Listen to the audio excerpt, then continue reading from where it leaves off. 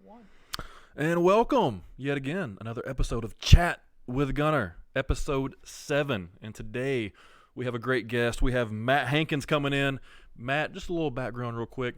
Matt was booking me at Platinum Championship Wrestling a couple years ago. We developed a pretty good relationship there, and we've kind of stayed in touch ever since, even though when I got out of wrestling back in, I saw him a few weeks ago at a Southern Honor show, and I wanted to get him back up here for the first time on Chat with Gunner. So, Matt, thanks for coming on, man. Hey, baby, thanks for having me. Man, so I just want to get everybody else in the conversation here. If you don't know who Blippi is like a childhood, or like the child version of like Justin Bieber right now, or like the 2020 Blues Clues, I guess is kind of what you can consider. I heard him described as what SpongeBob would be if he didn't have a job. Okay. So he's just basically a cartoon come to life. He wears a dumb hat, dumb suspenders, just goes around to places, rents them out and shoots his stuff, teaches the kids about monster trucks, tractors, that kind of thing. Teaches them about going to these places and spending a bunch of fudging money. My God, Gunner, my God. So my girlfriend's little boy, Marcus, he's been watching Blippi since I've been around him. So I'm a Blippi watcher now. You're Blippi adjacent. I watch Blippi more than I watch professional wrestling at this point. And he's on YouTube. I believe he has, I could be wrong. Ethan, you can double check this possibly. I want to say it's like this might be real long. 70 million followers. That doesn't seem on wrong. YouTube. That doesn't seem wrong. 7.42 million. Okay, 7 million. That's still a lot. Close enough. Yeah. That's a lot of people. Anyways, so now he's going around. He's doing these house shows. Brother's working the loop, Gunner. Yeah, he's doing house shows I didn't know about until I saw your post on Facebook, and it cracked me up. You said, brother worked 30 minutes and took a 20-minute intermission. And hit that gimmick table. God. I mean, he moved them kids to that gimmick table seamlessly. My man did not come back on the stage until the gimmick table was empty. He didn't make no announcement. My man was not budging until he'd sold every doll, every damn T-shirt, everything he could move. My man moved it last night. Gunner, he was blowed slap up 8 minutes into the thing. It doesn't matter if you're selling all the merch, baby. I told him, slow down, sell more, kid. What is wrong with you? You've already got my money. I'm already here. Too many spots. He's going to save it for the end. Brother's out there hitting his high spots way too early. But he slowed down in the second half, and really he pulled it together at the end. I got to give him his credit. He pulled it together. He gave me a tight 45-minute show all total. Yeah. Had me there an hour and a half, got in my pockets a good bit, and then got me on my way. So, you know what? So he's working the gimmick. Brother's working. That's crazy. Brother is working. And I think wholeheartedly that guy's doing blow in the back, partying, going to strip clubs, doing everything he can, living that Gene Simmons rock star lifestyle out there working 4, 5, 6-year-old kids. Them beanie hats are just full of blow. I know that he's got tons and tons of them in the back, and he's just going down a line before the show hits. Gacked out of his head he comes. Nobody else can do it. You cannot come out and entertain children unless you are high as shit. That's just the long and the short of it. Yeah, you're right. I mean, most of the wrestlers doing the same thing except to, 20-year-old rednecks. Hey, 30-year-old we rednecks, take whatever. what we can get. But he's getting, the kids and the moms and the dads. You know how many single mothers are backstage? Single mother rats are backstage at the Blippi show. What do you call those, blats? I don't know what you call it. Do you know how well a nerdy, tall, slender white dude would do if he just put on some suspenders and went to that show? Yeah. If he's just in the town around the area hanging out at the Chuck E. Cheese. Yeah. He's hanging out at the Publix's. Yeah, I got a show tonight later on. You guys want to come in? Yeah, you got to come see the Blip Dog first. Oh, my God. Blippi. And then that leads us on a path. You got Ryan, who's got like $26 million in revenue last year, and his mom and dad who are not camera friendly whatsoever. Filipino monster.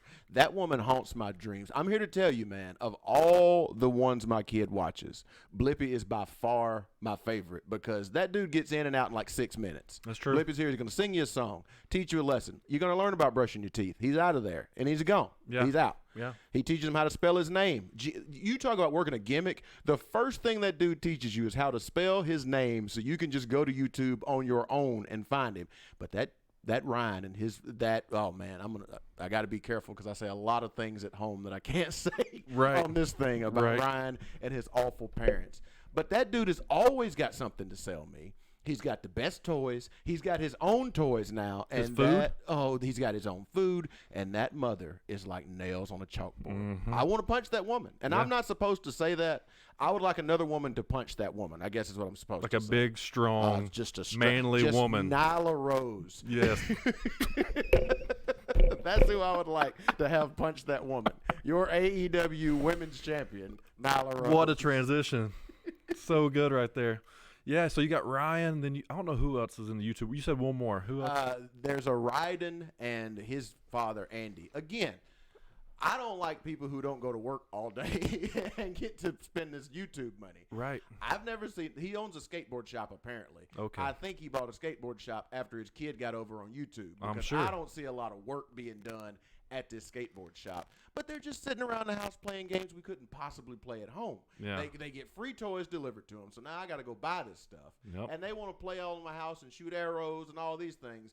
Ain't nobody got time for that. And Nope. I got a lot of good stuff in my house that I don't want busted up by some dumb Fisher-Price toy. You're So right. I hate them all. I just hate them. That's why when my kid got into soccer, I just pushed it as gently as I could. Like, hey, let's just watch Messi videos. Mhm. Because at least there, I can buy something too. Yep.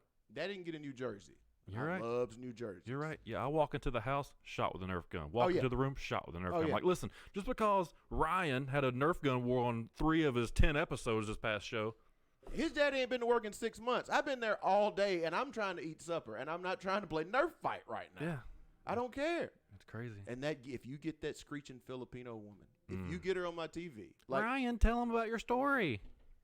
I cannot wait for that kid to be the next child star. I cannot wait for the horrible Ryan story. I cannot wait for Behind the Music Ryan because it's coming and It's it coming. is going to be terrible. How bad?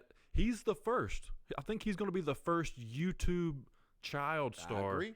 that we see Oh, yeah. evolve. He's going to murder that woman. That's the first person I'd kill if I was him. I mean, when does like Miley Cyrus and Justin Bieber and all them go crazy? Lindsay Lohan, 16? That's about right. That's about right.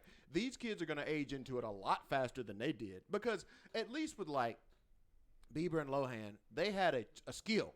They had to go do stuff. They had to go work. Yeah. These kids don't. They're not learning any skill. They're just learning how to be basically presenters of toys on YouTube. Yeah. And that's going to go bad real quick. And they're growing up secluded by themselves. Absolutely. Because they can't go out because they're superstars. Because if they go out, it's a problem. They'll get their diapers ripped off of them by all these young kids. Like, they can't do that. If Ryan shows up in your town, if he shows up at your local McDonald's, it's over. Done. They're going to burn down the play place. They're going to be making it rain Yes. toys. Nuggets and toys are coming down from the ceiling. It's going to be, I cannot wait for a little boy grows up in front of us. But what went on behind closed doors, none of us knew. Boom, boom. It's YouTube terror. Boom, boom. Right. Cannot wait. It's going to be great. I should start that now. It's going to be a fantastic Netflix documentary. I It can't wait to really- watch that in absolutely. 2031. When that Filipino gets deported, I'm going to be so happy. Are Yeah. you kidding me? That's a Disney Plus original. Disney No, you're right. You're right. Right. Recommended right beside Cars. Yeah. Cars He's 50. got his own cereal.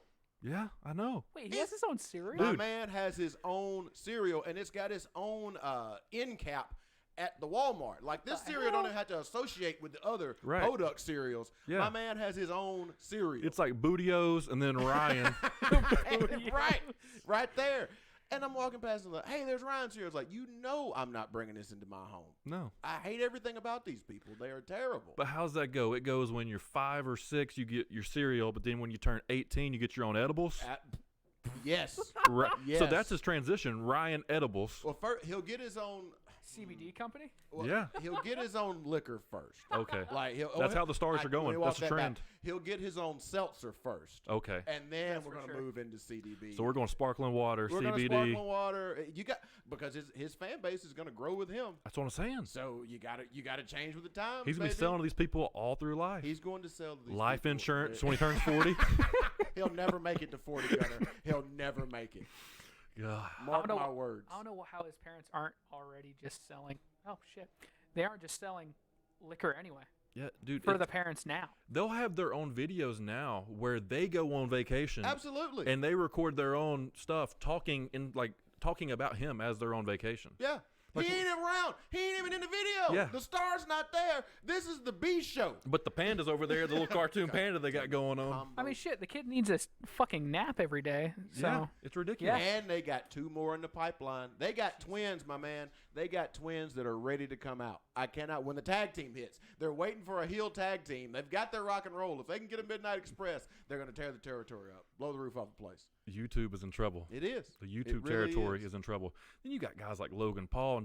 So Logan, do you keep up with him? Is that the one that faked the suicide? Is that It blonde wasn't fake. That was It's the real. bad He part. went in the crazy forest and he Yes, found the dead in body and Japan, everybody got mad at him. Okay, so check this out. Up until the latest Conor McGregor fight, which is the most streamed fight since streaming has been going on. You know what was number 1 prior to that? Logan Paul versus KSI, 2 YouTubers who sold out the Staples Center. Doing what? It was the second one too. It was the rematch? They had they had an amateur fight. They went like 4 or 5 rounds in like a 1-minute round or 2-minute rounds in gloves and headgear. It sold out. Then they went and streamed it, and they went professional. So now they're professional fighters with a professional record, and Logan Paul got beat by KSI. Oh my God! Kind of got robbed in the decision because he had an illegal. Seriously, because he had an illegal point or a point get taken away from him in one of the rounds because he hit him with a low blow. So Logan Paul dropped him at one point with an uppercut, but got beat in the fight because he lost the actual boxing fight. Oh my God! And so I was in actually on. I didn't realize it at the time. My kids are spaced out. My daughter is 15. My son is 5. So I don't know, maybe 4 or 5 years ago, my daughter was into some guy named Markiplier, like a 38-year-old Hawaiian who I still don't know what he did. I think he played Minecraft. Okay. I don't know. Yeah. My kid did something. So you're just trying to get to a good nursing home. That is all I'm trying to do in this life is get put in a position that they put me in a good nursing home. right. So VidCon is the name of the like we have Dragon Con here and Comic Con in San Diego. Okay, gotcha. VidCon is the big YouTube convention here in the States. Okay. I don't know any of this. I need I'm to just check that trying to be a good dad. I went to Blippi last night, so I mean, I'm just trying to get my little girl to where she wants to go. So I've been to conventions. I go to horror and tattoo things, so I know the game a little bit. So I'm like, all right, this VidCon, what is this? Let's look this up. Oh, it's in Los Angeles. Well, let me walk that back. It's in Orange County. Where's Anaheim? Okay. Anaheim. It's in Anaheim. I'm like, okay, that's fine. We'll get on a plane. We'll go to Anaheim. Whatever. It's my daughter. Anything for my child. I'm like, yeah, it'll be like small. It's at the giant convention center. Okay. Oh, yeah. And she wants to meet, these people and get her picture took, whatever. You have to have a fucking lottery. There's so many people that you can't meet who you just want to. You get in a lottery, and you hope you get who you get. Well, she gets the guy she wants. I'm like, cool, I did it. I'm the best dad. What do I do at this thing? Yeah. What am I doing? Oh, I know what I'm doing. I'm walking around with the other zombie parents, and we're just looking at each other like, when did we get so old? Like, how did this happen to us? This technology didn't even exist when we were their age. And, this was 15 years, so it's not that big of a difference between me and my daughter's age at that time. So how did we get here? And we're just kind of staring at each other like, Disney World's across the street. These kids don't give a shit because there's a dude in there that plays a video game that they play. That my daughter doesn't play the game. She just watches this dude play it. And I'm just counting because the wrestler in me is just counting money. Like, oh, there's one of these. Then there's a food court out here. There's just food trucks lined up. So I know them cats paid a healthy fee to be here. I'm like, how did I miss this? Yeah. I feel like I could have done this. Dude, so, I mean, think about how much money these people are making. I mean, you did the wrestling math, right? Yeah. I do that with everything now. Since I'm into wrestling, I'm like, I do that with everything. That's why I kind of get pissed off at wrestling there for a little bit. It's infuriating if you do them. If you start, doing the math, it's scary. Even at small shows, it pisses you off. Yeah. Because you're like, okay, well, I'm the main event of this show, So then it starts clicking a little bit. Those guys are making so much money, zero upkeep, zero money they have to have monthly to have a video camera and go, hey, this is a Blippi and check this out. That's it. Maybe a little bit of video editing, A little bit. but that's all they're doing now. I do it now for free. Yeah, I do it myself. and Ethan it's does free. mine. One of the guys, it's not Markiplier. I think it's one of the other guys in his group. He made close to $1 million. My man's got a just game. by doing editing for the entire 6-person group or something like that. And like you said, they're watching people play something they're not even playing. Not even playing. So it's esports. Yes. And Ethan's into esports. But so Gary Vee said that if you had money or stocks or if it ever comes available, esports, that's the direction it's going. So like anything virtual reality or any type of stock that's going to support virtual reality or any video games, by 2030, 2040, that's going to be competing with like Super Bowls and national championships of live ESPN esports. Yep. And the problem with that is I read that stuff and I believe it, but there is such a generation gap in my own brain that every time I hear that stuff, I'm like, no way, it'll never happen. But I know it will. Like you said, those two cats sold out the Staples Center. Every time you turn on an ESPN that's not something prime going on, NBA's not going on, or NFL, whatever's not going on, it's an esport. They have their and own, if you go like on ESPN the Plus, esports or whatever. like you go on the Plus app, most of it's esports. I'm like, ESPN's not in this game if they don't know what's up. Like it's absolutely true, but I cannot conceive it of being true because I'm like, why? Why would you do this? And yeah, I'm not gonna lie, I watch a little Twitch here and there. I watch a dude play Metal Gear from time to time, just to reminisce. But these like Twitch got so big that it's its own thing now. Yeah. Like they took it away from all the other things. No, it's over here now. Yeah, I'm terrified of it because obviously this happens to every generation. Our parents went through it with whatever, electricity, whatever, But I think this thing happened to us much younger than it happened to them. The world, when I'm 38, so when my parents were 38 and I was however old I was, I can do wrestling math, not regular math. Yeah. But the world was pretty much the same for both of us. And then when I got to be 20 and they got on, the world was still pretty much the same. By the time my kids are my age, I assume I'll be a robot. Or they'll be dating a robot. I had a long conversation the other day of like, what am I going to do when your son brings a robot home to date it? Yeah. Because it's coming. We're going to be dating robots. Well, we had I think it was the last 60-minute Broadway we did. We was talking about there was an Australian bodybuilder who is marrying a sex doll. Yeah, sure. Why not? Dresses her up, got this plastic sex doll plastic surgery because she didn't like the way she was looking in pictures, he said. And this dude's like an attractive, in shape Australian dude with an accent that obviously can probably get a girl. Yeah. Doesn't want him. No. Wants one that has no brain, doesn't talk, just sits there. This one likes Instagram too. Yeah. And now you got like the, is it Sophia, the robot that keeps evolving? It's kind of like the first AI robot that like answers questions. She's been on interviews with Will Smith. Okay, I think it's Sophia. Well, dude, that's the future. Yeah. Yeah. And I think we are going to become robots. Yeah. I said that today at work. I was like, so Elon Musk was on Joe Rogan's podcast, and he said that we're already cyborgs. And if you think about it, you don't know the answer to something, you take your phone that's on your hands, you Google it. It might take a minute or two. So Elon's in the process of trying to create something that relays that information, that data, quicker to our brain to where we can think it, get it, then say it. So as soon as that happens, and that was before he got high. Yeah, and that's essentially a cyborg. Yeah. So what happens if they can never take our consciousness and put it into a robot to continue it? Then we live forever. So I was talking today, we were talking about like life insurance and stuff. I was like, don't need it. Why? Because I'm going to live to like 550 years old whenever my battery runs out. I'm going to be fine. As long as you plug me in every night, I'm going to keep going. I'm going to decide when I unplug. Like, all right, guys, I'm sick to death of this. Shut me down. Yeah, no, I don't doubt. Like used to, you would think those two got high before the show and they're talking crazy. Like now, no, dude, we are, and I'm not breaking any news here, but the way that we are addicted to our technology is as much as anybody's addicted to anything. Like just when you said we're cyborgs, I immediately thought, well, did I bring my phone in here? Yeah. That was my first thought. Was like, but you have to have it. You do. Cannot function. I know it just went off now. Now I'm terrified. What if something's going on? Right. What if some hot gossip's coming through? Yeah. But we are tied to it, and it's like anything. We all the old people get around and we say it's terrible. It's not terrible because information is good.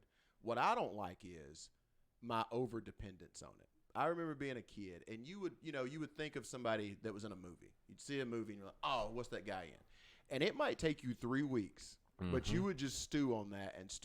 Where do I know that guy from? And you would finally figure it out, and it was the most glorious, joyous moment a person could have when you finally remembered that's where the guy was from. Now it takes 45 seconds, and the answer is always, oh, he was on Law and Order. That's always the answer.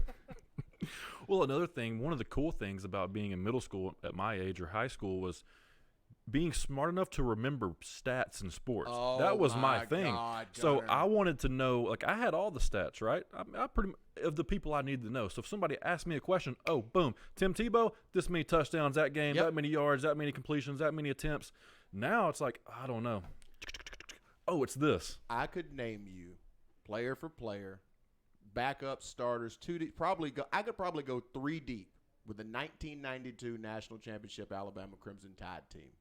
Could not tell you who played left guard last year. And Right. it makes me crazy because I love all that stuff. I mean, I still love it, but we just do not. I don't have to remember it now because I have several devices that do it for me. In my job, I do data visualization. Mm-hmm. And so there's a part of the tool where I might need very specific dimensions to make something go. Okay. Used to, I would remember that. That would be something that you would remember. Okay, I know if I need a box to be this big, it's 46 by 15, and the X and Y need to be at 8 and 40, whatever. Mm-hmm. Now, I take a screenshot of it. I put it on the right screen. I go do whatever I'm doing. And when I get ready to use it, I just look over at the right screen, and I use it from there. And it drives me crazy every time I do it. And I say, I got to stop doing that so much. I've got to keep working my brain because I want it to work. But then it won't work because I can't remember it because – and the other thing is we're just inundated with constant information because in the process of doing that work, I've checked 6 emails. My phone's gone off a couple of times, so I'm looking at that. You know, my wife's texting me about something. Wrestling's going on, and I got to book this show, and then a guy's got a question over here. And then by the time I'm ready to put this box where it needs to go, who knows what the coordinates are? Yeah. So I do have to go look. So that's the double-edged sword, man. We have more than we ever had, but I don't know exactly what the cost of it's going to be. The biggest issue I have with it is phone numbers. Oh, no. Think about this. No. How many times do you actually enter in the phone number and put their name in? Nope. It's, hey, do you got this person's phone number? Yeah, sure. Send me their contact. Boom. Bang, bang. Never even seen the numbers or the digits of their phone. I just see their name. It goes into my phone after I save it. I know off the top of my head, I'm going to say 6 phone numbers right now. And 2 of them are old phone numbers for landlines that probably don't exist anymore. And one is 911. Absolutely. I could not call any of my friends. And wrestling people could not call a single one of them right now. You probably don't even have their phone numbers because you do most of it Most through of Facebook. it's Messenger. Yep. Yep. Most of it's Messenger. That's and crazy God to me. help you if you go by your shoot name on Facebook. You may never hear from me. Nope. You just may never. I may. Are you Charles? Who are you? Oh, that's that guy. No. Could not call. If I needed to call Stephen Platinum tonight and his number was not in my phone, Couldn't tell you how many times I've typed in Platinum trying to look for him on Facebook. I know. And He's be like, another one. and be like, what a stupid last name. Doing? Why is he knows Brandon. Why is he doing that? Yeah, it's ridiculous. Get to work, Steve.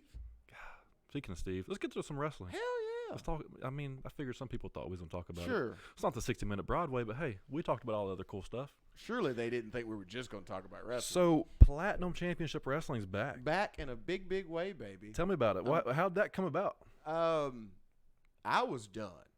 Like, Sacred Ground 9 happened, and it was so good, and it felt so right that I was in a place where if I never did it again, I was okay with it. Now, was that me and Bill, or is that the next year? It was the next year. Okay. It was the next year. Gotcha. Somebody went and bungled their knee up for some jackass company and couldn't come back. I don't know what happened there. But we had building stuff happen. Well, hell, why am I being so kayfabe? Here's what happened. When we moved there into that nothing of a storefront, it was just bare white walls. There was nothing there. And we started putting people in the building, and Tim Savage, who was our partner, took all the money that came in and, oddly enough, didn't run off with it, reinvested it back into the building, made the space look better. I don't know if you ever saw it in the early, like you probably weren't there for the white walls and stuff. It was probably looked pretty good by the time you got there. It was red walls when I got there. Yeah. So the bar comes in, the delis goes in the front. So all these things improve the building, and it just looks great. It just looks absolutely great. And so somebody comes in and makes him an offer that he literally can't refuse. Just like, I would like to put a restaurant in here. And he calls me and says, hey, man, I got to do this. I'm like, yeah, you got to do it. I said, that's fine. Business. It's business. First, it's business. And second of all, I'm extremely proud because wrestling, you did that off the back of wrestling. Yeah. Not just any old wrestling, our wrestling that, is what it is, that people will take shots after this and that. But stuff that took a lot of work for a lot of guys. So I looked at it as a point of pride. We did this. Right. Wrestling did this. So we kind of looked around for something, and it just didn't materialize. I said, I don't need to run a wrestling show. Like, I love it. Don't get me wrong. I love PCW. That's the reason I do it. But I don't need to run it for my own edification, and I'm not going to run it just to run it. It's too important to me to just do it to do it. Yeah. To say, hey, I run a wrestling. I don't need that. So I talked to everybody. I said, look, Sacred Ground 9 is the last Sacred Ground. And I purposefully did it like that. So in case something came along down the road, I said, I told you I was the last Sacred Ground. I didn't say I was done. But Right. for all intents and purposes, I was done. And it was just, I was emotionally spent. I cried like a baby in the middle of the ring after the show was over, because it was just like that company.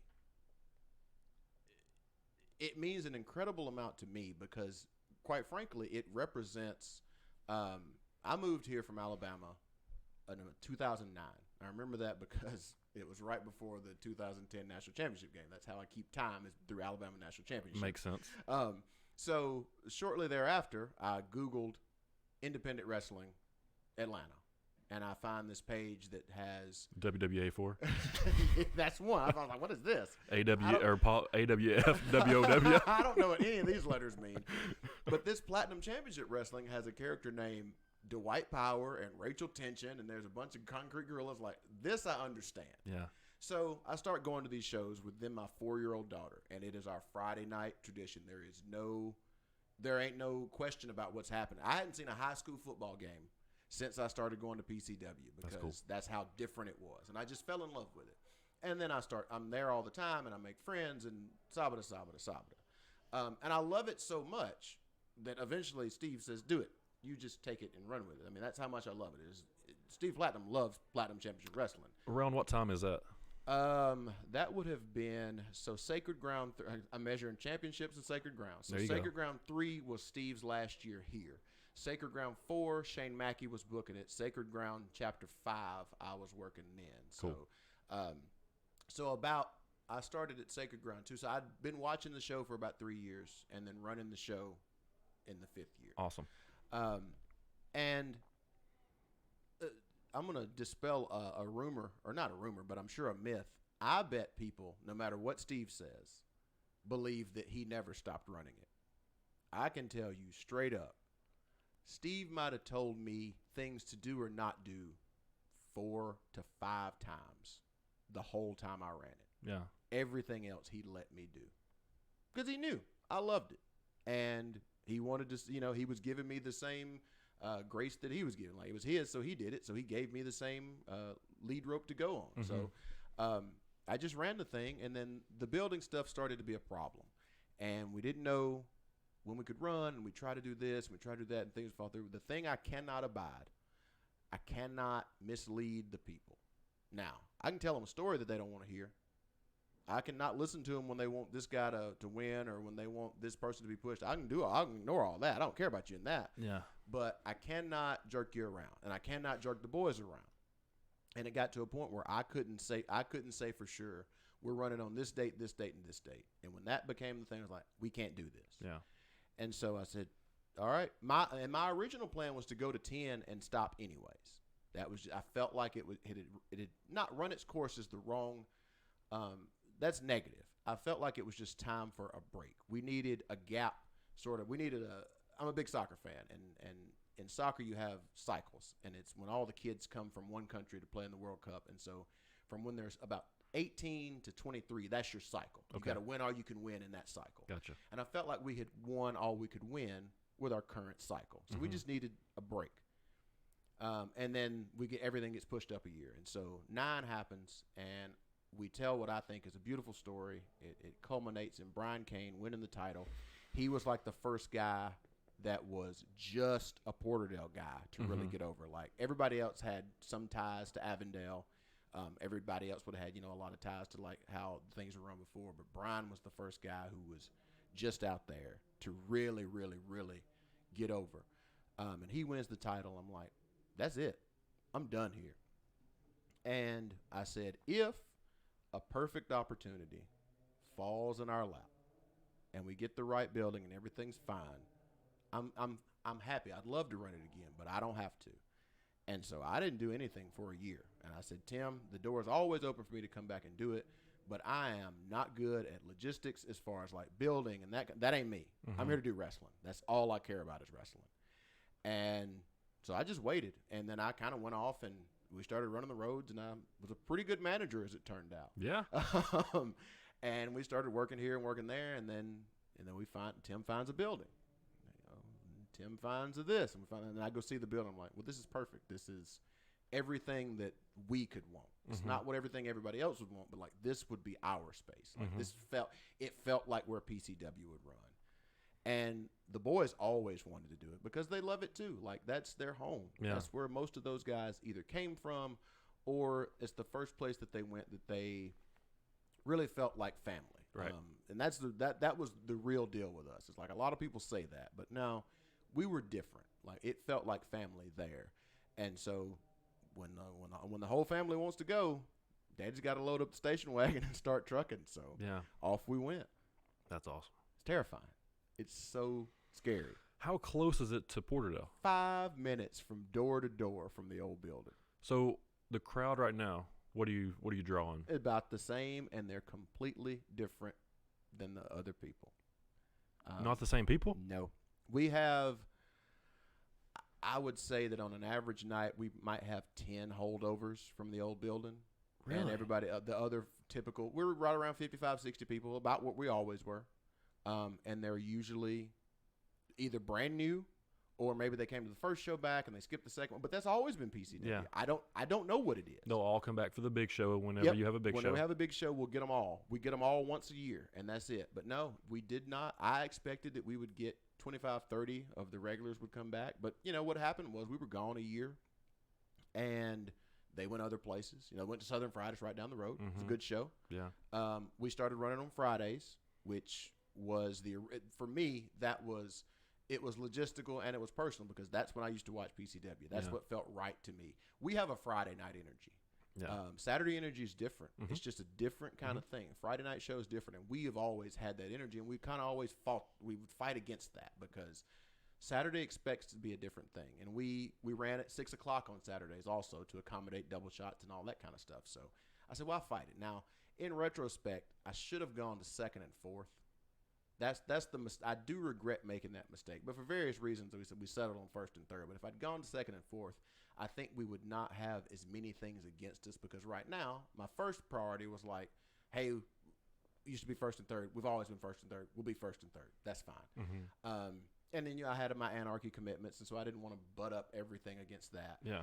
But what I wasn't thinking about was Southern Fried runs on first and thirds as well. Now, they run Saturdays. I definitely ran on Fridays to not fight them. But we're back to back with them now, so people still have a decision to make. Yeah. But, that's fine too. We've overcome worse. Yeah. But yeah, man, it's 5 minutes door to door. That's and awesome. Completely different. I would think more people would show up, That's crazy. And maybe they will. Maybe they'll come back. Man, I've never been a person that counted heads. Yeah. As long as it's at about where it is. Now, we had a show a couple weeks ago that was terribly attended, and I wanted to stab myself. I felt like I was a failure, but it's one of those deals where I'm fine with it happening. It's nobody's fault but mine.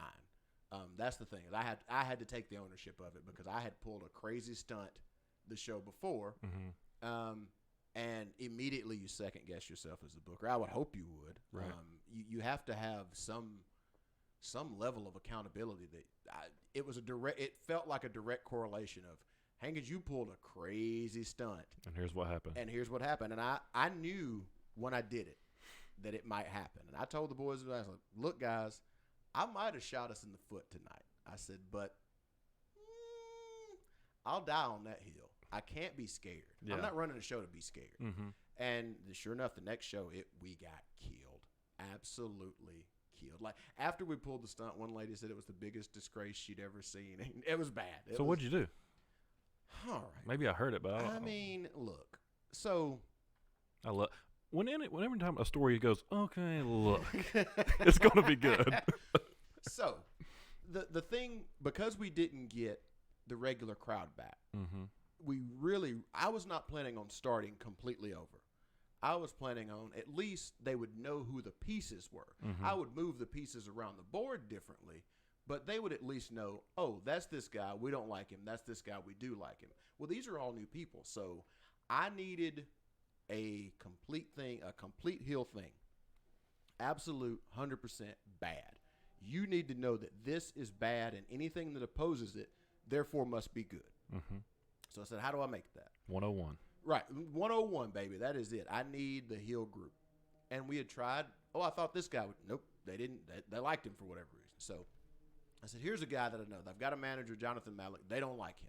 Don't like anything about him. Cool. Ride that train. Well, in classic PCW Hankins, call it on the ring fashion, I get a call from Tim. It's like, hey, guys, we've been renting chairs, but I just found a church that had a bunch of pews. Come move these pews into the building. I'm like, sure, let's go move the pews. I didn't have a clue how much a church pew weighed. My God. Extremely heavy. So we get the church pews in there, and I'm looking at them. Well, Jonathan Malik had been calling his group the Platinum Church already. So I'm like, oh, blah, blah, blah, blah, blah. I'll have it say it's a church now, and he's the owner. You know, he brought the pews, and he da-da-da-da. Well, we get to, he does that in the beginning. And the pews are nice. I mean, they're much more comfortable than these shitty old seats everybody has. Yeah. So we're having the first title match since we're back. And we're going. And I said, at 10 o'clock, I want Malik to go out and stop the match and say that he has, in addition to the pews, he also controls the building from 10 to 8 a.m. And it's just a time of quiet reflection. And so all night long, you know, we're working. I'm like, we have the finish. We know what the spot is. I'm like, can we hit it at 10 o'clock? 9:59, the finish happens. And here he comes. And he rings the bell. And it was the reaction I wanted initially, like, what's going on? And then they were big mad. Like, they were furious. And so they're walking out and they're raising hell in there. I'm like, okay, that's scary because it is an emotional reaction. They were invested in it. Mm-hmm. But why are they mad? Like, are they mad because the bad guy did a bad thing, or are they mad because the booker did a crazy thing? Yeah. And it was probably about half and half. But at least I've got my thing now of, here's the bad guys. And if this guy's doing something, you don't like it. You know why. Yeah. And I just need things to play with. And it gave me something to play with. You know, at the next show, we can do things where, it's getting close to time. And then this thing happens. Yeah. And the good guy does something to help you. So you got to fight through that stuff, man. You know, you're going to throw a pick every now and again. Yeah, every now and then. You're gonna throw Even a bad Brady one. throws picks every now Even and Brady then. throws picks now and again. But man, I didn't realize how much I missed getting to give the speech. Yeah. That's really the You thing do give a that- good pregame speech. And it is because I believe all that shit, man. I will say this, best pregame speech for each show. I mean, always going to give one no matter what show it is. Yeah. You always gave most people don't give one. No. You gave the best one. Yeah. And I believe it. The difference is I believe it. And I believe in my guys because they are my guys. Yeah. You look in that. Now, they're not to Shane Marks. My God, clearly he's my guy. But Shane Marks is good enough to work anywhere. Yeah. So Brian Blaze, Jeter, all those guys are good enough. And they do. They work all over this. But there are some guys who just worked PCW. Yeah. And there are some guys who are just getting their start. And the reason I do all of this now is, you know, we ain't gonna make no money at it. Mm-hmm. I know I'm not here to get signed. I got a good, if I got signed right now, Take a pay cut. I'd take a pay cut. Mm-hmm. That's the long and the short of it. And you'd have to think of all these things. I don't think that the only goal in doing wrestling is to get signed at it. Mm-hmm. And I know that's crazy. And I know Steve and Gary are going to be mad at me for saying something that crazy. But I want these guys that are starting, that haven't been broken by this business yet, that haven't been that they work some good places, they work some bad places. But I want them to know what it's like to work for somebody who actually cares about them as a dude or a woman. Right. And so I just want the kids to know that somebody believes in them. Somebody is here to scream and yell. And I'm going to fuss when you screw up. Right. But it's not because I think you're terrible. It's because I think you're capable of more. Yeah. And so I'm always gonna love them up. I'll let somebody else fuss at them most of the time. So at Platinum now, are you like a talent, or are you still doing kind of what you were doing when we were there? No, I'm trying to be. I don't. If I don't come out of the curtain, that would be spectacular. Okay, I would love to know. I like that. You know, the story is going to dictate from time to time that I got to go do this and do that. But like, yeah, I would. But you're not doing your other character. No. Okay, cool. No, I like that. Yeah, it is. I'm not going to manage. I'm not going to wrestle until I absolutely need to. Because then it seems more about you. You know, and there's some promotions that do that. That is of all the things I'm scared of. That's always the one that I'm scared of the most. Yeah. Is that you get that rep of, oh, he's just putting himself over. Right. The thing I don't have to worry about is people saying he's just putting his boys over, because everybody's my boys there. Like that's I'm good with everybody there, but like and I'm a pretty dominant personality. I'm a big old personality. So if I do go down that road, it can very quickly get out of control. Yeah. It can become the Hankins show very quickly. And Right. no, it will not happen at PCW. That I can tell you. Even doing play-by-play or commentary, you still kind of take over. You know, you're a big voice there, and you're a big part of the show. You know, you do really well. So. But I'm not doing that right now, and I'll only do it when if I have to, I'll go do it, because show's got to go. But I liked it when you did it, because it would get me. Coming from like a football background, I'm used to hearing the PA. Yep. Like when I do something good, call it out. It's like, oh yeah, I just did that. Did something good. That actually meant something. And then the crowd kind of hears it and goes, oh, he just did that. He did something good. So I liked that. It served. The reason PCW did it originally was because they were playing to non-wrestling crowds. So sometimes, Steve is literally bringing these people along with the story because they don't know what they're looking at. Yeah. It was a theater. Narrating. Yeah, he's literally narrating this thing. I don't think we have to deal with that as much, but now that we've started over, I've got to tell you who this guy is and why you should be concerned that he's going after this title, and who this guy is and why he's an asshole. And Johnny and I would usually do it together. Yeah. Johnny's spectacular at it, man. I really like when he locks in. No, he's better than me once he locks in on bringing emotion out. Like there's times where I'm so concerned with don't talk too much. Johnny lets all that go, and he's in the match. Yeah. Like he's JRing it. He's just calling the match. And luckily, Nagisism, who had worked at PCW forever, came back just out of the blue like, hey, I'm here, guys. You've been calling me forever, but I'm back now. Cool. And he's helping him out with that. And I toyed with the idea of, do we need commentary anymore? Is something else that I got to – I'm trying to eliminate things I got to worry about. Yeah. Because what if this person isn't here and this person isn't here and I got to go do it? Well, who's going to run the music and who's going to talk to this? I'm trying to eliminate those things. But, again, it was one of those deals where we don't have any rules at PCW necessarily, but we are very conscious of, does it feel like PCW? Yeah. And it has to feel like PCW. There's a feeling for that, for sure. There is a feeling and for that. every promotion worth their salt's got one. Yeah. Southern Honor feels like Southern Honor. Southern Fried feels like them. Anarchy certainly feels like Anarchy. You have to know your own ethos. You have to know that there's a word called ethos, and use that. So yeah, that's cool, man. I'm glad you're doing it again. I am too, man. It's tough. It's a fight, but we'll get there. I think it's a little bit different now, even since I got out and came back in with the guys like Tapped Out on the podcast and Platinum doing his YouTube videos. Some people don't like them. Some people do like them, but they consistently get about the same amount of views, and it's the big players that need to be watching it. Yep. The people that are booking shows, people that are running shows, the main talent at the shows. Doesn't have to be the fans. He's not going after the fans. He's going after, hey, I'm trying to be locker room leader of everybody. Yeah. And here's what I see from the outside, not even doing it. So now he's bringing with Georgia wrestling history, the attendance. That's becoming, and Gary probably, he's probably the spearhead of this, of making the attendance very well known, because that's how he looks at competing. Yep. Who's best? Well, the people that have the most people. And then Platinum's jumped on board. Now he's like, who does have the most? Send in your stuff, and if we think it's sketchy, send in pictures. Yeah. And if we think it's real sketchy, send in multiple pictures with different views at different times with a timestamp of what you got going on. Why does that guy have a red shirt on and a yellow shirt on?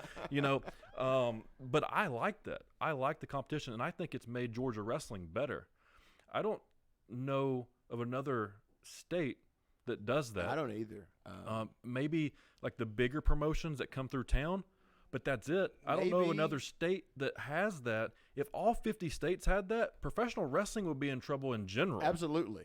Because the truth would be out there. But Yeah. but you know, that all goes back to not everybody's got Larry Goodman.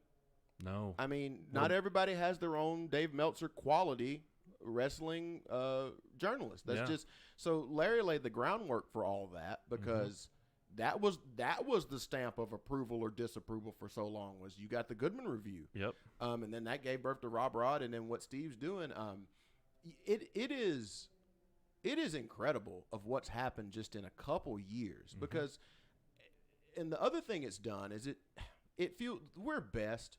The dirty secret is Georgia is best when we all are pretending to get along, but we're fighting. There's been times where we're just all fighting.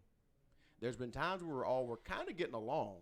Now we're in the thing of like, yeah, we're getting along, but I'll punch them in the face if they get out of line with me. And that's where we're all on our toes. Yeah. And that's what Steve's stuff has done, what Myron's stuff has done, what Larry kind of, finding his footing again. Not that he ever lost the ability to do it, but just his passion for it. He's motivated again. He's inspired. And having Rob there helps tremendously. Yeah. And everyone they add, like, I love it, man, because tell the truth.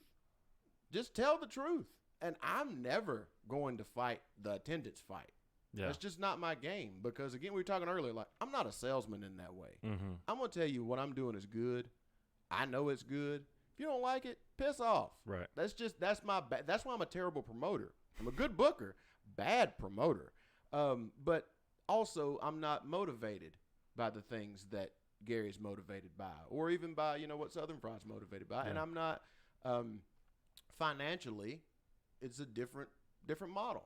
So do I want to draw 1,000? Of course I do. I want everybody to see my guys. Yeah. But, that's not the only thing that we're judged by.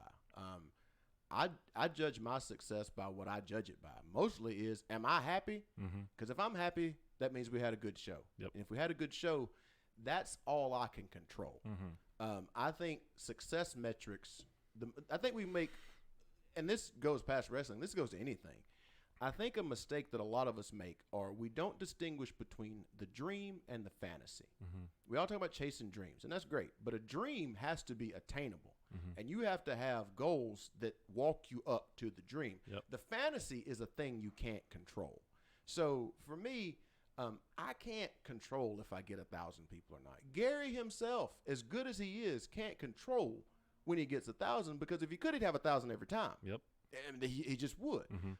The truth of the matter is there's a number that he is probably going to get, and he works to get that, and then he can turn it up a notch. But, like, you can't – it's not a failure if he shoots for 1,000 and doesn't get it because at the end of the day, he can't control that. Yeah. The only thing we can control at PCW is are we making good wrestling?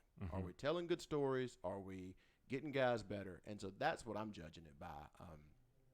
What am I doing to help these kids or veterans, whoever? What am I doing to help the people in this locker room learn a little something tonight that they didn't know when they got here? Or what am I doing to pull something out of these guys that they didn't know they had in them? Yeah. Build it and they will come. Not they will come and hope we deliver. That's right. That's right, man. I gotta make art. And I know that's, again, I butt up against, because I'm a traditionalist in a lot of senses. But on the other side, I'm crazy. I'm a wild man. Yeah. Like, I always the analogy I always make is I'm a lot more Pixies than I ever will be Nickelback. Nickelback's gonna sell a shitload of records, Right. But I'm not gonna buy any of them. Yeah. I'll buy a Pixies record though, and if I can make the kind of art that I'm proud of, and the kind of art that whoever we have is invested in, then I'm fine. Speaking of art, you've been doing a lot of stuff, putting out a lot of production. Yeah. You're speaking about you got a little green screen at your house. You've been putting out a lot of videos, a lot of pictures. Do you do the posters for PCW? Yeah, yes. I figure it feels Hankins. It feels you. Yeah, it feels you. I like all that stuff, man. Nobody's really doing it. The thing that I did not, when I came back, I was like, posters was like, how am I going to do these posters? And Cody Wynn used to help us out, but I always felt guilty because I knew that he was doing $1,000 work for $1,000 payout. I couldn't give him what he deserved. And luckily, he was able to make our posters and then got seen by SCI or, people saw him. and he had his workout there, and so it helped him out in the long run. Again, that's the PCW model, right? Yeah. Come here, do it for nothing, and then get your payoff later from somebody else. Let one of these other suckers pay you, not me. Yep. But I couldn't ask that guy because he's married, a good stepfather, got a good job, and got all these other posters he's got to make. That guy's not a resource that I can get now. Yeah. And I said, the last thing I want to do is be editing pictures or taking a picture of a guy like, this guy's going to wrestle this guy. There's nothing wrong with that. Nothing wrong with it all. But that's how everybody's poster looks. Yep. The thing that I can be is cool. I can be cooler than these other dudes because I am. Like, I've got a different background. I've got different interests. Like, I can be cool. You got a little swag. I got a lot of it. I'm so mad I left my glasses in the car.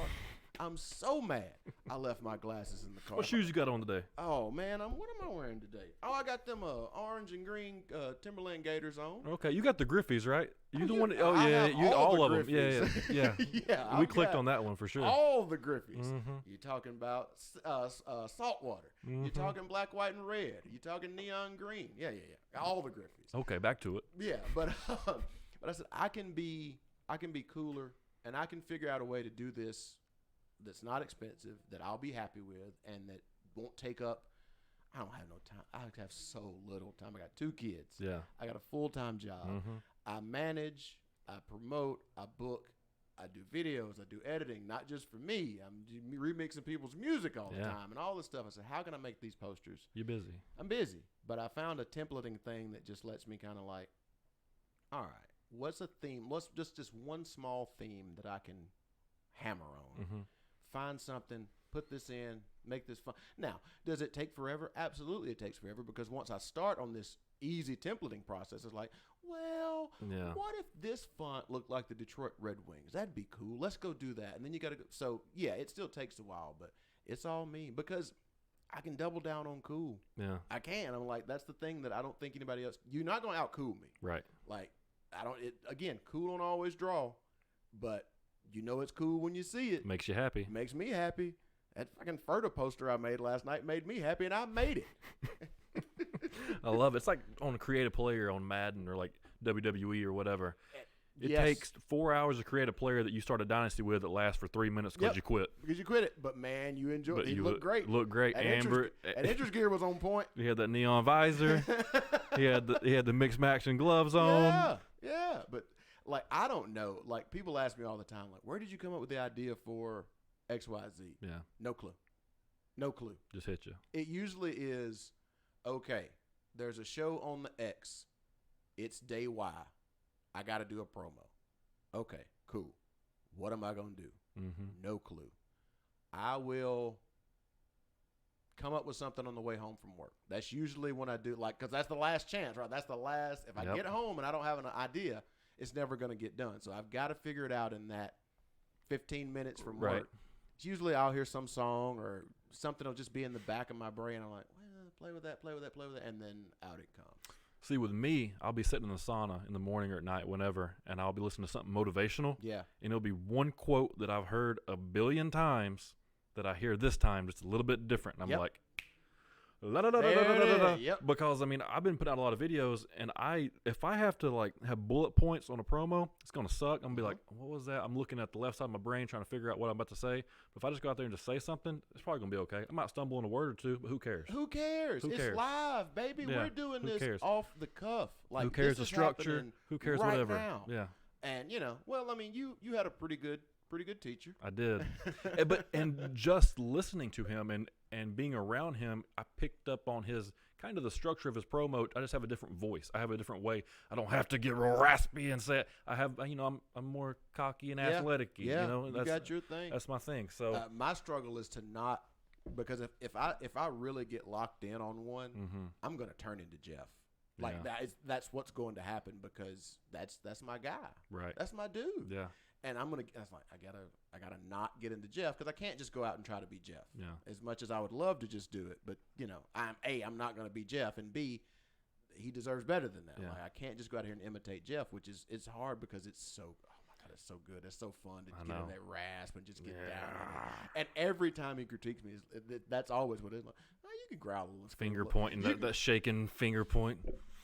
I love it, man. I wish he'd come back. I wish he'd do something. I don't. Stay where you're at, Jeff. Well, I'm a little. Let me eat.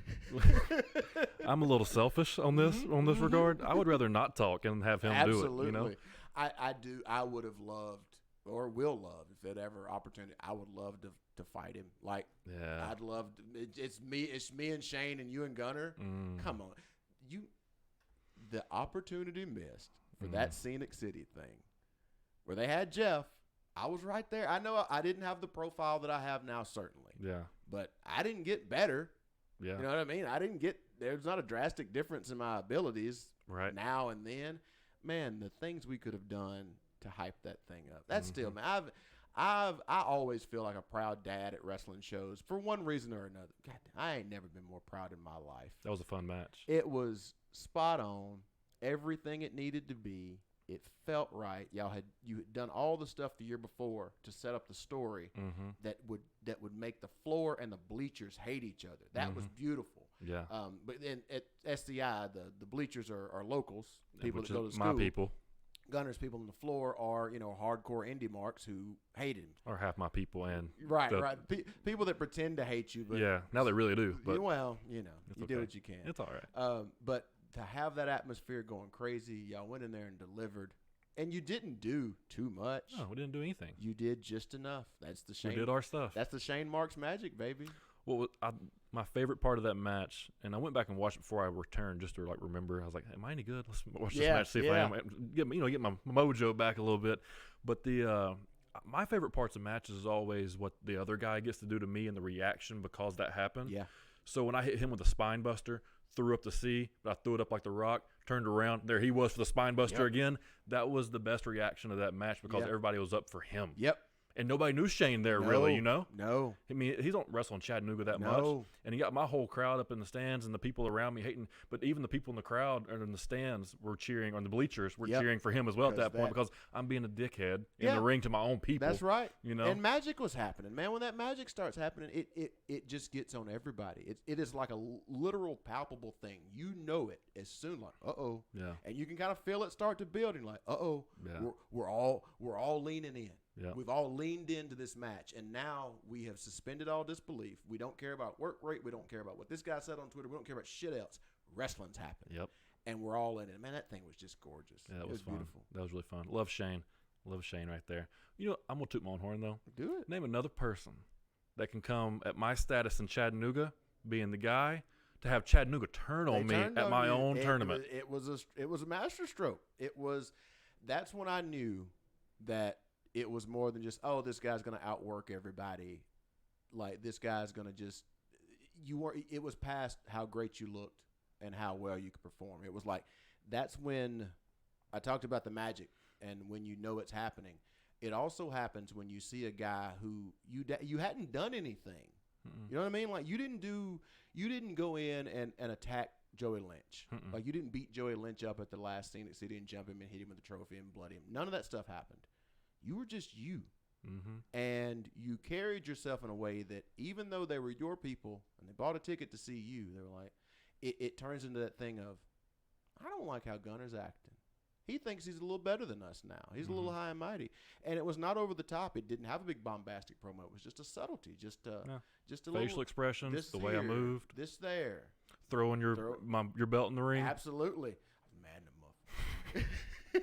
It got me. Yeah. Son of a bitch, they throw my belt. Yeah. Little did we know I would have to go address something like that just a couple years later. Good times. Good times. Good times. Man, I had fun at PCW. I felt like one of those. You made me feel like one of the guys when you say like, your guy. Yeah. Like I was an Anarchy and I was a PCW guy. I worked those two shows every other weekend, back and forth. Yep. And that was fun. And you were like, I mean, I'm not going to sit here and take credit for what you did, but like, we were the first place you came out of. Literally, who were your guys? Like the guys that trained you and where all your people were. Like we were the first. Yeah, you were. That's a long. Man, it is a strange trip to walk into the PCW locker room for the first time. Yeah. Every locker room has its own way.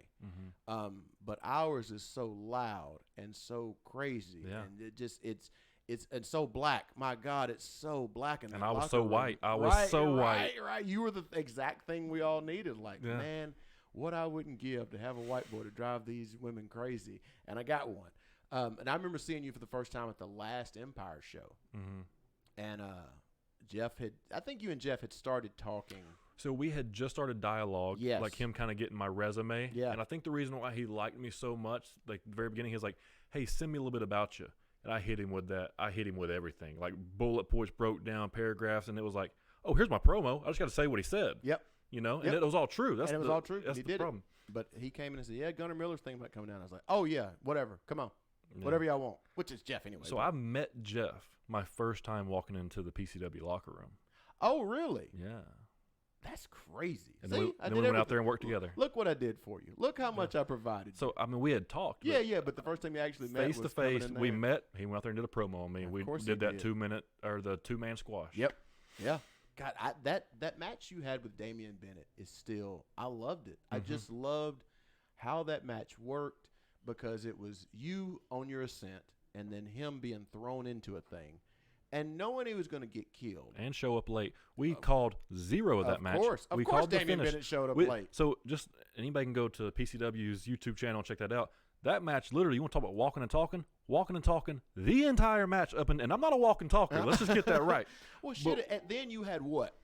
100 matches maybe? Yeah, I still don't have many. Yeah. You know? I still don't have many. Yeah. But, man, it was the best possible thing that could have happened, I think, for both of us. Like we got together at the right time for each of us because I had something that I could promote. We had some, like, look, I hate telling anybody they did a good job. I hate it. It bothers me. I just want to be able to smile and point at you. Yeah. I don't want to have to say it, but like literally, Gunner was worth about 25 people at any given show. If Gunner was on the show, the house was going to be up by about 25. There were people that came from all over to see just you, and that's what we had to have right then. We needed that, and it was a great story to tell. It got Jeff back with us, you know, doing something that he was excited about, which is wrestling's better when Jeff's excited about doing something. And it was the first time I got to book a champion really the way that I wanted to because you were an attraction. You didn't have a lot of title matches for sure. No, because I hate them. I grew up watching Hulk Hogan 6 times a year. Yeah. You know, the champion, you didn't have a title match all the time. And I finally got to do the other, because before we would have to do it just because of, I got 6 guys on the show tonight. Well, shit, title match. Right. But we got to really have a champion that was presented as the champion. And you had the crazy turn and all the stuff that happened. It was just, I really enjoyed booking it, man. I really felt like, and I didn't do a lot. Like I was not in your ear like, do this, because I didn't have to be. Jeff was there. Yeah. What do we do? Tell Jeff Bailey how to do something? Right. No, like, hey, let's do this. I'll line the guys up. We'll stair step it so the guys are a little bit better every time. And then like, if I can get to the time with Shane Marks, then my job here is done. And that's where we got. And who stole that? I wonder where they got that idea from to do that at SCI.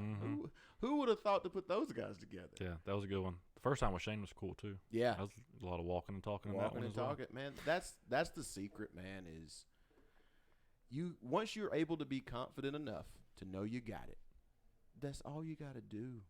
You know what each other does. Yeah. You both know what you're doing.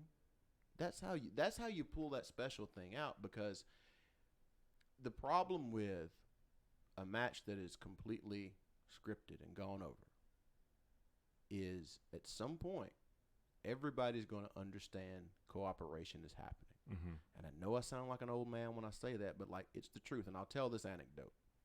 I went down to whatever the AEW show was they had in Daytona. Fighter Fest, I believe was the name. Okay. And I was like, all right, I'm going down here. I'm going to see what this is all about. I mean, I know all those, all those guys work. I just want to see what it is. I want to see what the crowd is. I want to see who goes to the show, all this stuff. And I was surprised to see how many people felt like sort of expatriated WWE fans. Like they really weren't there to see AEW necessarily. They were there to see not WWE. Yeah. Like that's what if they had their true fantasy, it would be that the Young Bucks and the Elite and all those guys just worked for WWE. That's what they really would like. Gotcha. So they're trying to see the next best thing. I mean, there's a guy in front of me. We're just, talking about wrestling and stuff, and the Young Bucks match is on. It's the Young Bucks and Kenny Omega versus the Lucha Brothers, and I forget who the 6th tag person was. But it's it's that kind of match, and they're doing all the stuff. Yeah. And I mean all the stuff. Yeah. And I'm just watching. I'm not there to shit on it. I'm not there to be an ass. I'm just not really into it. And the guy in front of me who we've been talking, he's like, "You're not into this." I'm like, "No, it's not. This isn't the thing I'm into." He's like, "Oh man, why?" And I'm like, "Well, I just blah blah blah." And I have a wrestling conversation. Yeah. And they hit this other big killer spot. And I think it was the big dive out to the Meltzer driver on the floor or something. Yeah. And he turns around and says, "That doesn't get it for you?" And I say, "Look, man, let me tell you this." I said, "They're doing a lot of cool stuff. I'm not taking anything from their ability. They're doing cool stuff out there. Yeah. But you were turning around and talking to me. If you were invested in this, if you were pulled in by the story, we'd both be leaning in wondering what was going to happen next. Mm-hmm. Now you know what's going to happen next. Yeah. Because everybody's hitting their marks. Yeah. And the difference between that and a match that's a little on the edge, yeah, it might not be as crisp when the super kick lands if you're walking and talking. Mm-hmm. But you won't know where it's coming from." Yeah. And that's the thing that current wrestling has got to figure out. We got to figure out how to do, because yes, the business has evolved. The style has evolved, but we got to figure out how do we make it not look so cooperative. Mm-hmm. How do we do cool stuff without talking about doing cool stuff? Because guess what? A spine buster ain't easy to do either. No. And you can do that with spine buster. And then you come and you do it, but you can't do that with, plancha, roll, super kick, snapdragon. And the person that everybody hates right now that I think does the type of wrestling you're talking about the best, and everybody's going to hate this, it's Brock Lesnar. Brock Lesnar is that, I'm not a Brock Lesnar fan historically. That Rumble is the best thing I've seen in WWE in forever. I was thoroughly entertained by the Brock Lesnar half of that Rumble because it felt real. Mm-hmm. It felt different. And when Brock, again, when he's plugged in and he wants to work, mm-hmm. there are very few people better, because what Brock is able to do with his face is it's Brock selling in his face that gets me. Knowing that when Keith Lee comes out, he can't just do Brock Lesnar stuff. Yeah. He has to do something different. He has to react to it a different way. Knowing that when he takes the big Claymore, he's got to sell it big because they're making this guy. No, I think that now there are times when Brock just don't come to work. Yeah. I don't mean isn't there, but I mean sometimes when he just shows up and he's not really into like the Moxley thing that he got so much shit about. He just didn't want to work that night. Yeah. Or he didn't want to do the stuff Moxley wanted to do. And I understand why Moxley would be angry at that, because it was an opportunity to do crazy stuff, but Brock just didn't want to do it. So that is what that is, right? But when he comes to work, the Daniel Bryan thing was great. The Ricochet thing will probably be great, and I didn't think I'd ever say that about a Ricochet The AJ Styles match. The AJ Styles match was incredible. The Roman Reigns stuff. Yep. No. Seth Rollins. And he doesn't take as much, he doesn't take as much as he gives, but he does take as good as he gives. Mm-hmm. Like when it's time for Brock to be on the cell, he's going to let you know I'm hurting. Even for Rey Mysterio. Yep. I'm getting killed in here. If he respects you, it's going to be a good match.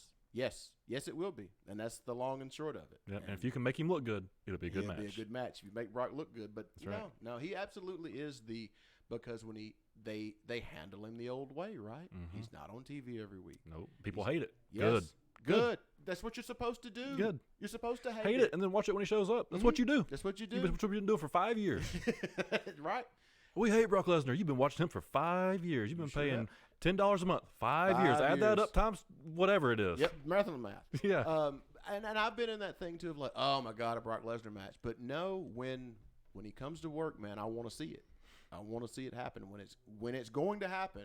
He has not. I can't think of many times he has not delivered in this run on the big hyped match. Yeah.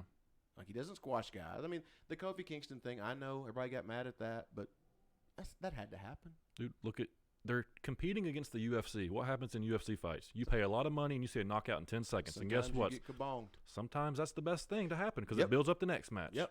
You know? It is what it is. It's hard, man. Wrestling is not rocket science. Nope. But it is very hard to do now. Mm-hmm. It is much harder because everyone knows. Everybody even past that. because kayfabe's been. I mean, we've known for decades now. I mean, Vince literally told everybody decades ago. Yeah. But now, because of technology and just the way our culture has gone, we are used to being able to complain about something and something happening.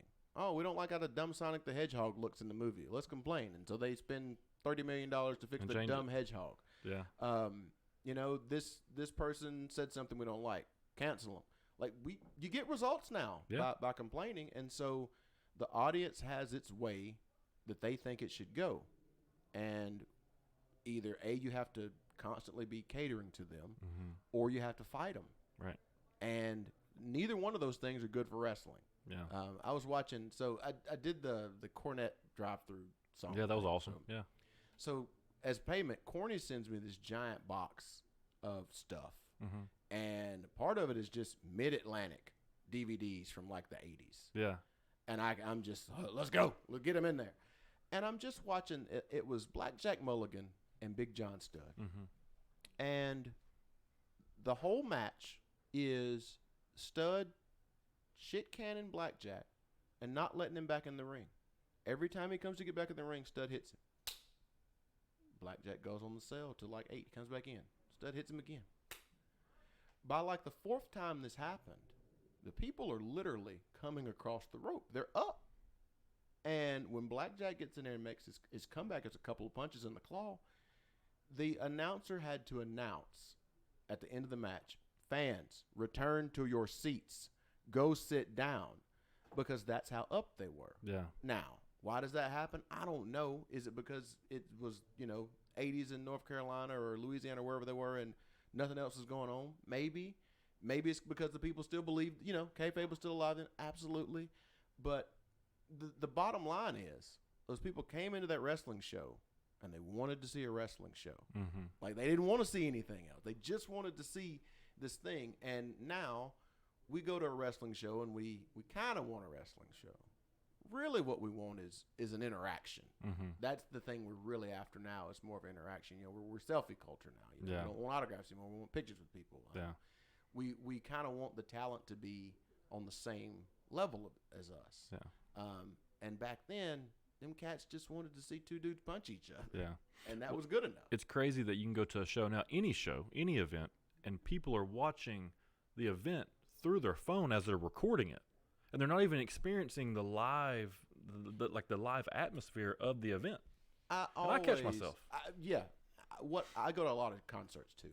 And, you see the same thing. Like, the quality is going to be terrible because it's dimly lit and loud and all the wrestling. Anything you go to that you're recording. And I think to myself, when would I watch that back? Never. Like, when would I watch the 2016 McFarland Bottom fireworks celebration? When am I going to watch that? I'm not. And if I watch it back, I could just find a better version of it on YouTube that they filmed themselves with a high definition camera. Every time, like, I see athletes, like football players at the Super Bowl, and they're getting off the plane or they're on the field and they're with their cameras, like, ESPN has cameras here, right? Yeah. And literally everything you're doing is going to be available to you somewhere. In 30 minutes. Just give us some time. There's a PA somewhere. If the Patriots are in it, they're filming everything. Yeah. Like, you ain't got to worry about nothing if the Patriots are there. Just call them and they'll give you a tape. Yeah. But I don't know why we are like that. Yeah, I don't know either. But we willingly take away from our own enjoyment for the possibility of posterity or sharing something. I guess that is what it is. We're constantly filming so we can. I was here. If the moment happens, we can capture the moment. Yeah. And I know that this is, again, not breaking any ground, but wrestling is so dependent on all of us, the performers, the writers, everybody, the fans.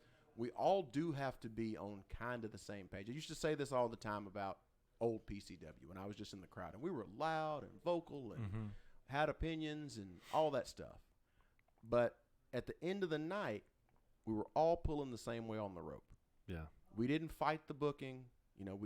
In most cases we cheered the good guys, we booed the bad guys, whatever. We got to get on the same, pull the rope the same way, because that's the only way to make anything work. Football, you take any performance art at all. the fans have to be pulling the same way. We all have to have the same objective. Yeah. As far as at the end of this match, at the end of this game, we want everybody to have been entertained. Right. And I agree. when we're fighting against each other for that, nothing can go When you're well. cheering the bad guy and you're booing the good guy just because you don't like one of those guys is a good guy and one of those guys is a bad guy, you think it should be the other way. Right. You're just ruining the entire thing for everyone. You're not helping anything. And there are times where certainly they make bad booking decisions, and Sure. you can rebel against that, and or just get behind somebody else. But just because your guy's not being pushed today, Or just don't say anything. just enjoy the If you don't like it, just shut up. Shut up. And then guess what? All the people that do like it will make it sound good. That's and right. All the people that do like to cheer for or want to boo the bad guy, make it sound good. And that may be another part of it too. Like I'm constantly comparing what have we lost in current day wrestling versus what made the magic between Big John Studd and Blackjack Mulligan not doing anything made those people go crazy. How do we lose it when we're doing everything now? Mm-hmm. And part of that is there's not enough for us to relate to. The point you just made, you don't like this thing that's happening. Mm-hmm. That's fine. But used to on the show, there'd be something coming behind it that you really did like, and you could ignore this other thing that you didn't like, and you could come in and really enjoy this other thing. Right. Now, it's all homogenous. Mm-hmm. There really is no difference between a Seth Rollins match and a Daniel Bryan match or a Okada match or like there's a few exceptions. You know, if Minoru Suzuki's on the TV, I'll stop what I'm doing because it's Suzuki's gonna slap the piss out of somebody. Mm-hmm. But for the most part, we've homogenized everything, and so Yeah. now the guy who doesn't like this one thing, he also doesn't like anything else because it's all the same. Yeah. So that's a failure on wrestling's part Mm-hmm. that we got away from having a little bit of something for everybody to it should be a buffet and not a 5-star meal. I'm with you. Yeah, I'm with you. All right, I'm gonna transition from wrestling as we go home. Take it home, bro. You look great. How are you doing it? What are you doing? What happened? I woke up on June the 5th, Mm-hmm. and I said, enough's a damn enough. I'd seen a commercial for an app called Noom. Mm-hmm. And, dude, I have ignored every diet. I have come up with an excuse to not do all these things. I've been a big dude my whole life. Yeah. I mean, my whole life. I never remember being small. Food's good. Yeah, it's great. My God, my mother could cook. Food is good. It's great. My God, what they do with honey buns these days is immaculate. Yeah. But I said, man, I've got to be. I've been good at most things in my life. Most things I've tried, I've been pretty good at. I said, why have I never been able to lick this thing? And I for whatever reason, this commercial for this app kind of broke through. It was the disruptor, as they say in the businesses that we're in. It was a seed that sprouted. It broke through the noise, and I was like, wait a minute, that thing kind of made some sense, and it just filed it away in the back of my head. Yeah. And I woke up June 5th, and I said, let's look this thing. I'm laying in the bed, and I look it up. I'm like, okay, it does this, it does this. I said, you know what? I'm going to try it. And, there's a trial version, blah, blah, blah. And I said, nope, no trial. $150. You can have it. You're in. I'm in. You're invested. I'm going in. Yeah, give me the recipes, too. I've never cooked a day in my life. Give me the recipes, too. I'll start cooking. And so I wake up the next day, and I do what it tells me to do. It says, weigh yourself every day. And it says, read these 3 articles. Do what it says. And the articles are like 5 swipes on the screen. They're very well done. It's like a PowerPoint presentation. Okay. Sweet. And it really is just all about knowledge. And obviously, I know where the calories are, and I know what's Everyone kind does. of good. We all know where it is. But I never thought about it. Mm-hmm. And I certainly never tracked it. Yeah. And it said log everything. Mm-hmm. And you punch in, and so I'm like, okay, I'll log this, whatever. Yeah, I'm eating some Cheerios. It's fine. Cheerios, can't be nothing wrong with Cheerios. Adds Cheerios, up. Gunner. I type it in, and I see yellow. What the fuck does yellow mean? So there's a color code for everything you type in there. Green, eat as much of it as you want. Yellow, Yeah. red. So classic Hankins, I don't read all the instructions first. I just start doing it. Mm-hmm. So I'm looking at it as green, eat it. Yellow, red, don't eat it. And so I'm doing that for the first 3 weeks. And this app, I feel like I'm doing a commercial. You get a sponsorship. But they understood psychology so well that they asked me what weight I wanted to be. And I said, I don't know. I'm a jolly like you. If you're the big guy, Lighter. like lighter. I want to be lighter. Like, but if you're me and you have Hankins' personality, the shit that I talk does not sound nearly as fun and jolly coming from a dude weighing 220 and looking great. I gotta have a little girth on me just in case some shit goes down. Yeah, just because my mouth's not gonna change. Right. And the jolly fat man gets a pass in a lot of things. All right, well, 280 feels about right. It's not 300. Yeah. It's quite, you know. So I type that in, and they say you'll be this weight by X date. I'm like, whatever, dude. You don't know me. I love cake. And so I'm just going through and every day I'm doing exactly what it's telling me to do. And I'm logging on my food, and I'm not eating any red food if I can avoid it. And it starts to tell me, guess what? Next week you're going to come up with this excuse why you can't do it. And after that, you're going to do this. And it taught me about the styles of eating. And, like, putting a name on these things helped me tremendously. Like, you take a nap, right? Sometimes you wake up fucking ravenous. You just wake up ravenous from a nap. You've been asleep 45 minutes and you want to eat everything in the cabinet. Yeah, happens all the time. All the time, right? They said, that's storm eating. I'm like, oh, that has a name? And other people do it? It's just not my fat ass that does that? Oh. And so then when you're headed to the cabinet, you're like, you're storm eating. Like, oh. Storm into the cabinet? Right. Okay. You're just going to grab up a bunch of stuff and you're going to eat it. Or you're going to sit down with a bag of chips and watch a movie, and next thing you know, the chips are gone. And it's like, so it tells me, do this, do that. When you make your dinner, put it on a smaller plate. Why? Because you'll think you're fuller. You'll fill up the space. You'll think you ate more. It tells all these things. And so I start doing it. And then like 3 weeks into this thing, they send you a notification like, all right, let's explain our color codes to you. I'm like, what do you mean explain them to me? I thought that meant bad, okay, good. No. We didn't mean for you to not eat any red food. We're just telling you you should eat less of. Like, you son of a bitch. But that's how they got me. Yeah. Was I had already gotten myself sort of detoxed from all the bad things. Yeah. I didn't need as much as I thought. So I never went back to it. Yeah. And then the other thing was, my excuse was always, well, I wrestle. What am I going to do on the weekends when I leave Cornelia? I can't get a salad in Cornelia at 2 in the morning. It just can't happen. So I'm going to blow every diet. Then I'd log whatever. And Checkers. We'd always go to Checkers. And so I said, well, what happens if I get, instead of this giant sandwich I've been getting, what if I get this smaller one? How does that work out, Noom? Oh, that's yellow. Have at it. So then I knew, okay, if I can get through the week, Saturday night, I'm not going to have to worry about what I'm eating. I get this smaller sandwich, and off we go. And I've been doing that since June 5th.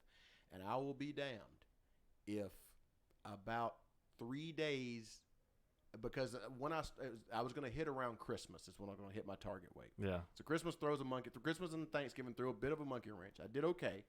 But about 3 days after they told me I'd be at 280, I hit 280. No way. I can't believe it. Like, I can't believe it. Like, this is not something that happens to to me. Like, right. But now, man, I started paying attention. I hadn't exercised a lick.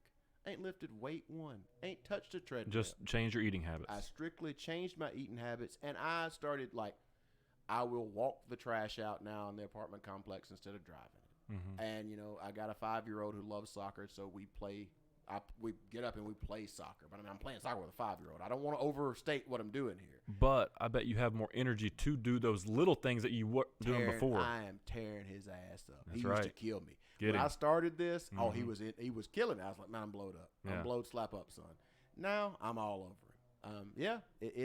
It's a miracle, man. I mean, I can't believe it. I cannot believe it worked.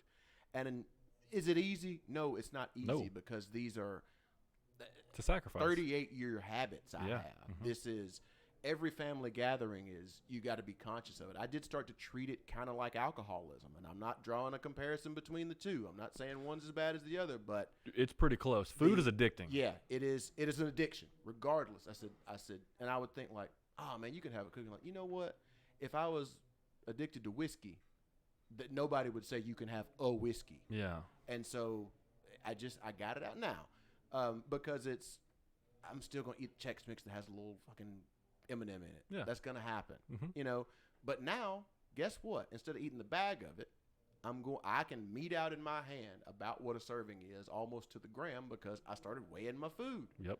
And you just, I set up the weeks so I knew that if I can get to this date, then I get to have Panda Express. Yep. But instead of eating all the goddamn sumo size I would have eaten before, I order one entree, chop it in half, put one in the refrigerator, and that's lunch tomorrow. That's great. And eat this half of it. Yeah. And I can't believe the difference it made in I believe the effects of it, but I can't believe the lasting effects of it. I mean, I'm not worried about walking in the convenience store and going down the cookie aisle and be like, oh my God, they're everywhere. Oh, I want these delicious. No. Would I love to eat one of those pies? Sure, I would. Yeah. But I'm not because is it worth it? It's not worth it. I know it's not worth it now, and that was what it did more than the food stuff. It's the brain stuff that this app did so well for me. Was telling me, here are the excuses you have made in the past. Yep, check, check, check. And here are the ones you're going to make next week. Yeah. Check, check, check. And guess what? If you had a cookie today, that's not the end of it. Wake up tomorrow and go back to work. Just because you blew it up doesn't give you the excuse to say, well, I can't do it, I'm a failure. And that it said, a cookie's not bad. It's just food. That's all it is food. All of this stuff is just food. Yep. There's no good, there's no bad, it has no moral play. You just have to control how much of it you want. If you want a damn cookie, eat a damn cookie. Yeah. But don't just eat one 20. of them. Don't eat 20 cookies. Yeah, and a meal. Yeah, right. And a breakfast and a lunch. Yeah, you know. But, diet always felt like a fight to me. Like, I can't be told what to do. Yeah. And a diet is limiting. Limit. Don't eat this food. Don't eat that food. Well, I just take that as a challenge. Well, I'll show you how much Big Macs I can eat. Yeah. Robot, you ain't gonna tell me what to do. Right. But this thing it left it in my hands to decide the path I went down. And another thing I started to do was I started cooking some. That's hard. That's a pain in the ass. It is. Man. It's so aggravating. But so I figured out, well, what can I there's 3 meals a day. What can I cook? What can I depend on to get in the world without it being a problem? And what do I have to get prepared? And so I started using Eat Clean Bro, and I get lunch because lunch at work is a problem. You know how that goes, especially working in an office, man. Everybody wants to go somewhere and do this, and it's great to get out and all. No. I'm sitting right here at this desk. I got me this mini cooker. I'm gonna throw this turkey chili in here, and off we're gonna go. And I'm going to order a couple dinners so I don't have to cook every night. And if I don't feel like cooking tonight, I know that I've got something in the refrigerator that I can eat that's not a problem. And I'm going to do that through the week. Friday night, I'm going to go out and I'm going to eat something sensible. Saturday, I'm going to Checkers. Sunday, I'm going to eat Panda Express. And I'm going to have that for breakfast or have that for lunch on Monday. And then I'm going to cook breakfast on Sunday for the week. Cool. Grits. This thing, that thing. Yeah, man. It can be done. I'm proud of you. I am too. I'm proud of me too. That's great. You should be. Yeah, this was, I had tried, to say fight implies that I had tried many times, but once a year. Yeah. It's discouraging. It is, man. This is the year. This is the year. Yeah. This is the year. And I just got tired of clothes not fitting right. I like to fucking flash it, man. And I got a 5-year-old and a 15-year-old, and my daughter struggles with it too. I was like, you know what? I can't help her if I'm not doing something. Be a role model. Be a leader. I got to go out here and get it myself to say, hey, it can be done. That's great. You got to go do it, but I can help you do it now.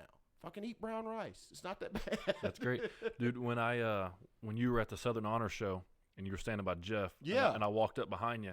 And I went to grab you, expecting to grab a lot more of you. Then I was like, shit, did I grab the right guy? Am I about to be in a fight? And then I heard your voice. I was like, oh, okay, it's him. Oh, you look good, man. That's exactly how that went. That's exactly what I was wait a minute. How'd I get wait a minute now. What's going on here? So I figure we're trying to wrap. Good Lord. Yeah. I want to tell a quick anecdote and I'll let you stop your podcast. All right, go ahead. So that night, you come up, you grab me, you pick me up. That's the first time I've ever even picked up since an infant. Issue number 1. So that was the night of William Huckabee and Joe Black in the big blow-off. Yeah. Incredible match. Great. I see Huckabee the next night at Anarchy. Fool, what are you doing here? I got to work. Bill said I couldn't be off. And so a few weeks prior, we're in the back and we're talking through this match we're going to have with Jeter. And Jeter says, I'm going to do a Saito suplex. Saito. And Huck says, well, how do you do it, Jeter? Like, do you go up and over? You do the, and Jeter just grabs him and picks him up. Yeah. Now, William Huckabee's a Big guy. sizable human man. And Huck has a fit. And he's like, what are you doing? Why are you picking me up like this? I ain't no baby. And so immediately we light in on him. Ah, look at the baby. Yeah. Just teasing. Right. So as soon as I see Huck, I say, I need to apologize to you, Huck. He said, what is it? Because, I'm not ever apologizing. I've got plenty of things to apologize for. I ain't never doing it. Yeah. He said, well, what is it? I said, last night, Gunner Miller picked me up like a child, and I understood how you felt.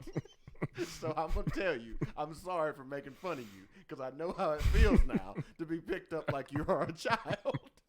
That's funny. Jeter's a lot bigger than me, but I can pick some people up. You can do all right. I can pick him up. You do all right. Man, I had a blast. I did too. Dude, thank you so much for coming on. Hey, We'll do it again. if I can get out of the back of this weird place we're in without getting skint, It's cool. you're going to have to escort me out of here. That's all right. I feel like they don't get a lot of dudes that look like me milling around this place. Not many, but you're good. You're good. You're good with me. All right, dude. I appreciate it. All right, everybody. That was episode 7. Chat with Gunner. Loving this format. Had a great episode with Matt. Again, go to YouTube, Chat with Gunner. Subscribe to the channel. Like the video. Do a little review. Go to Apple Podcast, Chat with Gunner. Leave a 5-star review. If you don't leave a 5-star review, you. That's where we're at right now. Because I got one 1-star review. Who hates their life so much that they went through all the trouble to get to the podcast page to leave a 1-star review and not even leave a written review? At least write your name. Come on now. 5-star reviews is what I need. Need about 70 more in the next few weeks. Guest coming up. I know I was going to have Gary Lamb coming in with his buddy Tim, who's going to be doing the RFL with us, Relentless Fight League. But it's just going to be Tim talking about that. Who else do I have coming on later on? Ethan, off the top of the head. I know once we hit March, it is primarily Chattanooga people moving forward. Got Daryl Patterson coming in from News Channel 9. Got Stephen Hargis coming in from the Chattanooga Times Free Press. So it's going to be fun. Working on a couple more people to come in through April. So I'm looking forward to getting all these people in. We're going to blow this thing up in Chattanooga because you are listening and watching the #1 podcast in Chattanooga, Tennessee. And if it's not #1 right now, guess what? It's going to be. Why? Because I said so. And I speak things into existence. The law of attraction. Believe it. All right, episode 7, Chat with Gunner. Thank you.